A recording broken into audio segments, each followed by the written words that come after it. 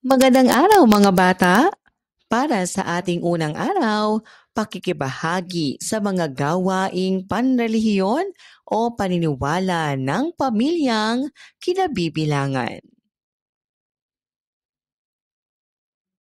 Ano ang ginagawa ng pamilya sa larawan? Ginagawa rin ba ito ng inyong pamilya? Paano ninyo ipinapakita ang pagmamahal ninyo sa Diyos bilang isang pamilya? Ang bawat pamilya ay may kanya-kanyang gawaing panrelihiyon o paniniwala katulad ng pagdarasal, pagpunta sa simbahan, pagsisimba tuwing linggo, pag-aalay ng pagkain sa mga espesyal na okasyon. Mga halimbawa ng paraan ng pakikibahagi sa gawaing panrelihiyon ng pamilya. Sama-samang pagdarasal bago at pagkatapos kumain. Pagdarasal ng orasyon o rosaryo. Pagpunta sa simbahan tuwing linggo.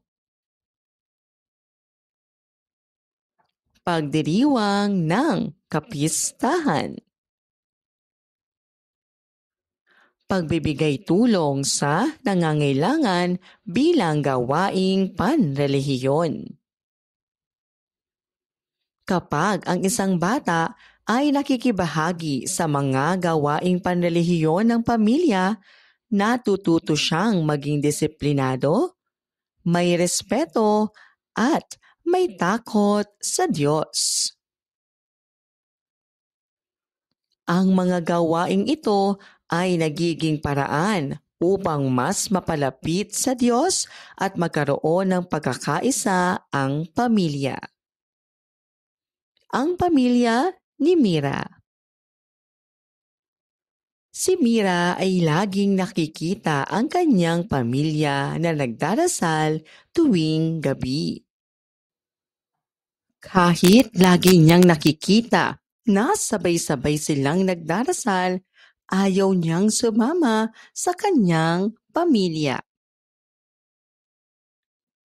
Ngunit naisip niya na kapag siya'y nakisama sa kanilang dasal, mas nagiging masaya at buo ang kanilang pamilya. Kaya mula noon, natutunan niyang makibahagi sa gabi-gabing panalangin. Naging mas masunurin siya at mas nakadama ng pagmamahal sa Diyos. Ano ang ginagawa ng pamilya ni Mira tuwing gabi? Ano ang naramdaman ni Mira nang ayaw sana niyang sumama? Paano mo maipapakita ang pagmamahal sa Diyos sa inyong tahanan? Ang pakikibahagi sa mga gawaing panrelihiyon ng pamilya ay nakatutulong upang mapalapit tayo sa Diyos. Natututo tayong maging masunurin, magalang at magkaroon ng disiplina. Nagiging mas matatag at nagkakaisa ang pamilya kung sama-sama sa gawaing panrelihiyon. Gawin natin. Piliin kung ito ay masayang mukha o malungkot na mukha. Pagdarasal bago kumain. Pagsisimba tuwing linggo. Pagtulog ng hindi nagdarasal. Pang-aaway ng kapatid.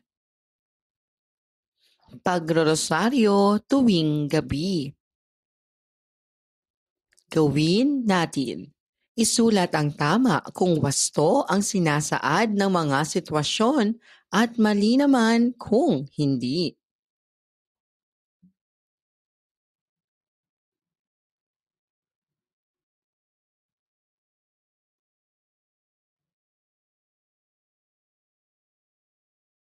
Gawin natin. Piliin ang tamang sagot.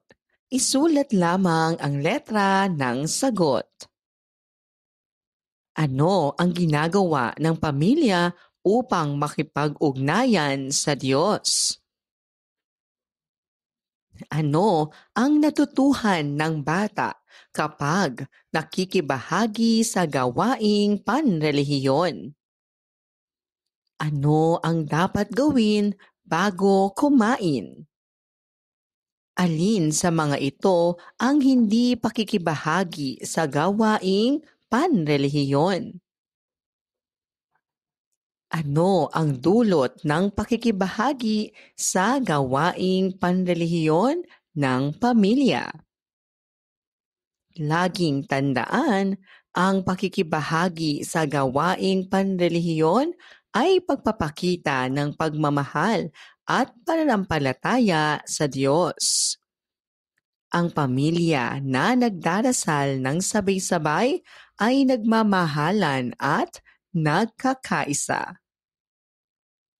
Ang pakikilahok sa paniniwala ng pamilya ay naglilinang ng mabuting kaugalian at pananampalataya. Ikalawang araw, pakikibahagi sa mga gawaing panrelihiyon o paniniwala ng pamilyang kinabibilangan. Ano ang ginagawa ng pamilya? Ginagawa rin ba ito ng inyong pamilya? Lahat ng pamilya ay may mga paniniwala at gawaing pangrelihiyon. Kapag tayo ay nakikibahagi, natututo tayong magpakita ng pagmamahal, respeto, at pananampalataya sa Diyos. Mga halimbawa ng paraan ng pakikibahagi sa gawaing panrelihiyon ng pamilya. Pagbabasa ng Biblia o iba pang aklat, panrelihiyon. Pag-aalay ng kandila at bulaklak sa altar ng bahay. Pagpapasalamat bago matulog sa pamamagitan ng pananalangin. Paglahok sa mga misa, prayer meetings o prosesyon. Pagbibigay ng donasyon o tulong para sa simbahan. Ang dasal ng pamilya ni Rona. Si Rona ay minsan tinatamad na sumama sa kanilang pamilya kapag nagdarasal ng rosaryo sa gabi.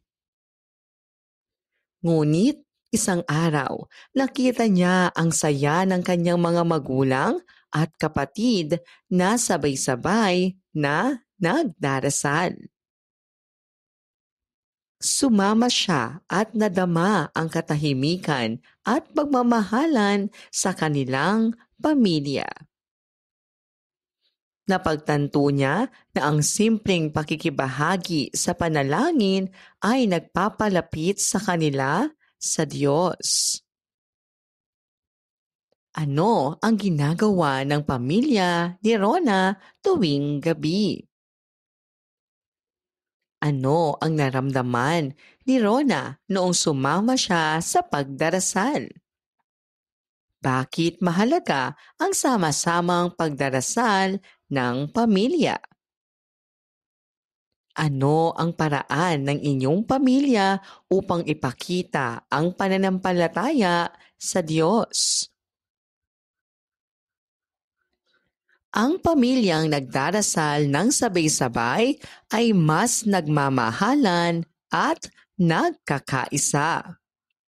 Ang pakikibahagi sa mga gawaing panrelihiyon ng pamilya ay mahalaga upang maging mas malapit sa Diyos. Gawin natin. Piliin kung ito ay masayang mukha, tamang gawin, o malungkot na mukha, hindi tamang gawin. Pagpapasalamat sa Diyos kapag may biyayang natanggap. Pagsigaw at pag-aaway habang nagmimisa. Pagkakalat ng basura sa loob ng simbahan. Paglalaro habang nagdadasal ang pamilya. Pag-awit ng mga kantang papuri sa Diyos. Gawin natin. Isulat ang tama kung wasto ang sinasaad ng mga sitwasyon at mali kung hindi.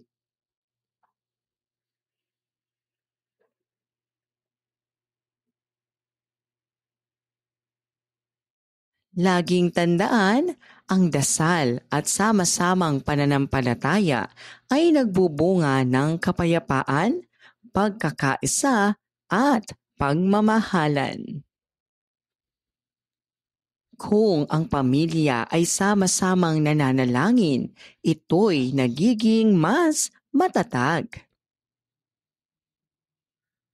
Ikatlong araw. Aktibong pakikibahagi sa mga gawaing panrelihiyon o paniniwala ng pamilya. Masayang pagdarasal ni Marco. Si Marco ay laging tulog at hindi sumasama kapag nagdarasal ang kanyang pamilya. Lagi siyang naglalaro habang ang iba ay nagdarasal ng rosaryo. Ngunit isang araw, nakita niya ang saya ng kanyang pamilya matapos nilang magdasal ng sama-sama. Kaya mula noon, masigla siyang sumasabay sa kanilang panalangin, kumakanta ng awit sa Diyos at natututong magpasalamat araw-araw. Ano ang ginagawa ng pamilya ni Marco? Bakit hindi agad sumasama si Marco sa kanilang pagdarasal? Ano ang natutunan mo sa kwento ni Marco? Ang pagiging aktibo ay hindi lang basta pagsama, kundi paggawa ng buong puso at kasiyahan. Ang mga gawaing ito ay humuhubog sa bata upang maging disiplinado, magalang at mapagmahal sa Diyos at sa kapwa.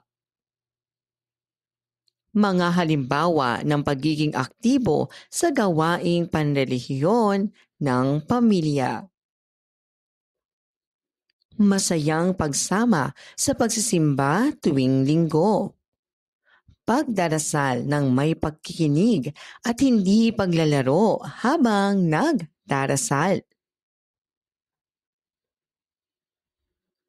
Pag-awit ng buong puso ng mga kantang panrelihiyon.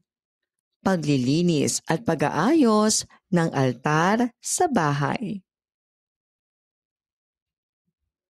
Gawin natin. Piliin kung ito ay masayang mukha o malungkot na mukha. Sumasama sa pagsisimba ng masaya. Tumawa at mag-ingay habang nagdarasal. Pag-awit ng buong puso ng mga kantang panrelihiyon. Pagkalat ng basura sa loob ng simbahan. Pagbibigay ng pagkain sa mahirap. Gawin natin. Isulat ang tama kung wasto ang sinasaad ng mga sitwasyon at mali kung hindi.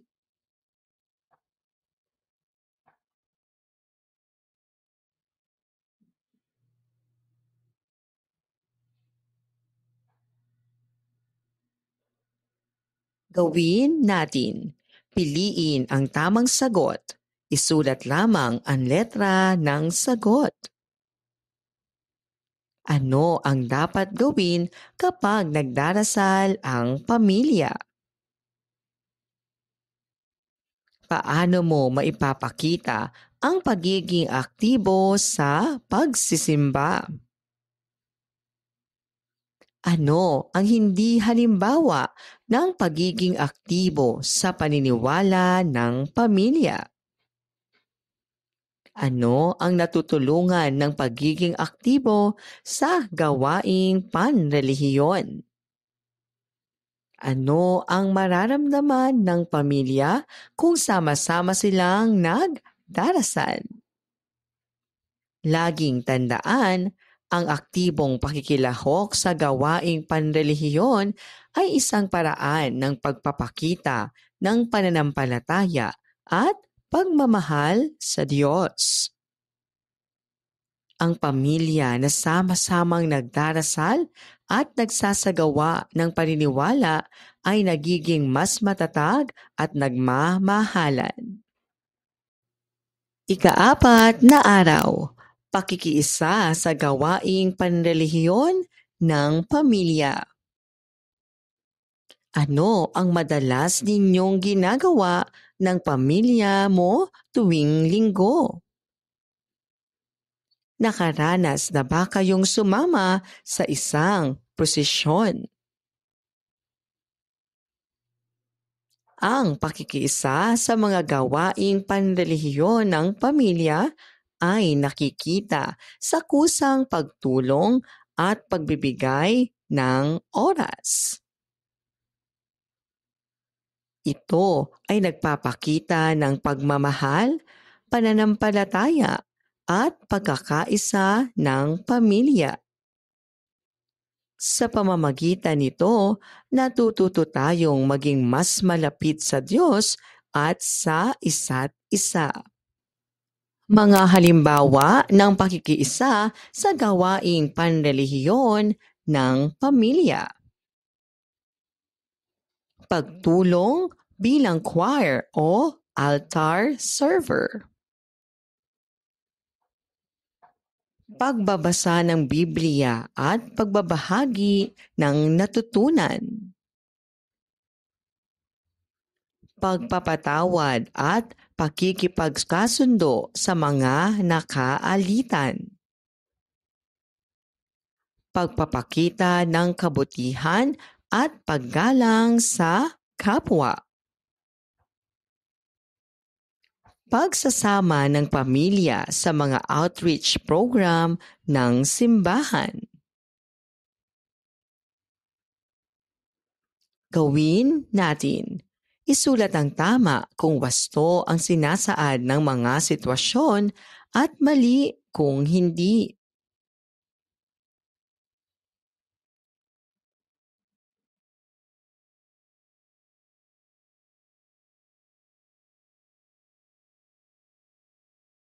Gawin natin. Iguhit ang masayang mukha kung nagpapakita ng pakikiisa at malungkot na mukha kung wala.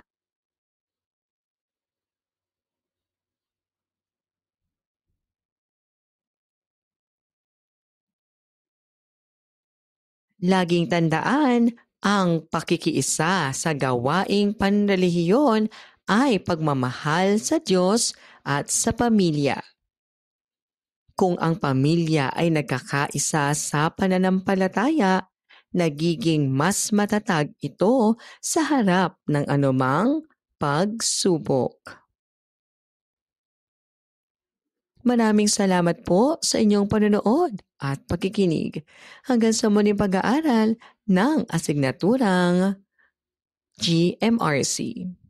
Paalam!